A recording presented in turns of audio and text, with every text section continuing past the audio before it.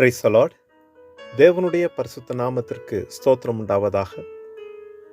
தேவன் அன்பானவர், நம்மேல் இரக்கமுள்ளவர், ஒரு நாளும் கைவிடாதவர். கர்த்தர் நம்மை ஆசீர்வதிப்பாராக.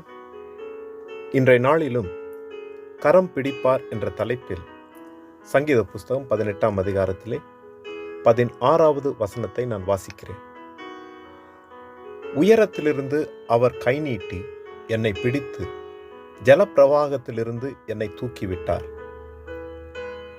பிரியமானவர்களே, தாவீதினுடைய வாழ்க்கையிலே எத்தனையோ தடவை அவன் தாழ்த்தப்பட்ட நேரத்திலே கர்த்தர் அவனுக்கு உதவி செய்தார். சிறுமைப்பட்டிருக்கிற காலங்களிலே அவனுக்கு தேவையான உதவிகள் கிடைக்கும்படிக்கும் அவன் தன் வாழ்விலே தொடர்ந்து தேவ சித்தத்தை நிறைவேற்றும்படிக்கு அவன் மேல் தேவனுடைய கிருபை உண்டாயிருந்தது. கர்த்தர் அவனை ஒரு நாளும் கைவிடாமல் அவனுடைய எல்லா சத்துருக்கள் கைகளிலிருந்து விடுதலை ஆக்கினார். அவன் தரைமட்டமாய் போன பொழுது ஆண்டவர் அவனை தூக்கி எடுத்தார். அவனை சுற்றிலும் சத்துருக்கள் சூழ்ந்த நேரத்திலே கர்த்தர் அவனை பாதுகாத்தார், விடுவித்தார். அது நிமித்தமே இந்த வார்த்தையை சொல்லுகிறார்.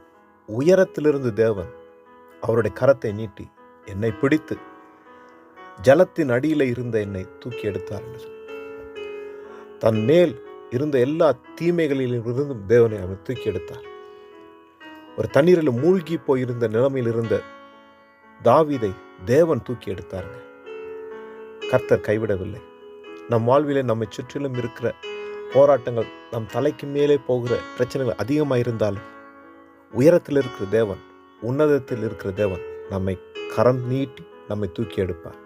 அங்கே ஏசாயா தீர்க்கதரிசி புஸ்தகத்திலே பார்க்கிறோமே, 26ஆம் அதிகாரம் 3ஆம் வசனத்தில், உம்மை உறுதியாய் பற்றி கொண்ட மனதுடையவன் உம்மையே நம்பியிருக்கிறபடியால் நீர் அவனை பூரண சமாதானத்துடன் காத்துக்கொள்வீர். நாம் கர்த்தரை நம்பியிருக்கிறோம்.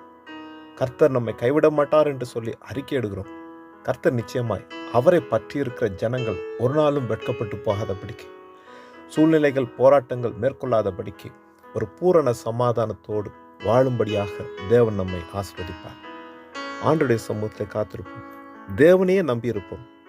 எந்த பிரச்சனை எதுவானாலும், நாங்கள் கலங்குகிற எந்த தீமையானாலும், நம்மை சுற்றிலும் எந்த போராட்டமான காரியங்களானாலும் அவைகளை நாம் தேவனுடைய சமூகத்தில் வைப்போம். தேவன் நிச்சயமாய் தன் கரத்தினாலே நம்மை தூக்கி எடுப்பார். எல்லா தீமைகளையும் அகற்றி ஒரு சமாதானமான ஒரு வாழ்வுக்குள்ளாக தேவன் நம்மை நடத்துவார், ஆசீர்வதிப்பார். ஜெபம் செய்வோம். இரக்கமுள்ள நல்ல தகப்பனே, இந்த நல்ல காலை நேரத்துக்காக உமக்கு நன்றி செலுத்துகிறேன். தேவரில் எங்களோட வாழ்க்கையில் எத்தனை போராட்டங்கள், எத்தனை நிந்தைகள், அவமானங்கள், சூழ்நிலைகளை நெருக்கினாலும் உண்மையே நம்பியிருக்கிறோம், உண்மையே உறுதியாய் பற்றி இருக்கிறோம். கர்த்தர் நீர் ஆண்டவரை உதவி செய்வீராக. இந்த சூழ்நிலையில் மத்தியிலிருந்து உங்களுடைய கரத்தை நீட்டி எங்களை தூக்கி எடுத்து ஒரு சமாதானத்தோடு வாழும்படிக்கு நீர் உதவி செய்வீராக, நடத்துவீராக. எல்லாம் அல்ல உம்முடைய வல்லமையில் இயேசு கிறிஸ்து நாமத்தில் ஜெபிக்கிறோம் நல்ல தகப்பனே. ஆமென், ஆமென்.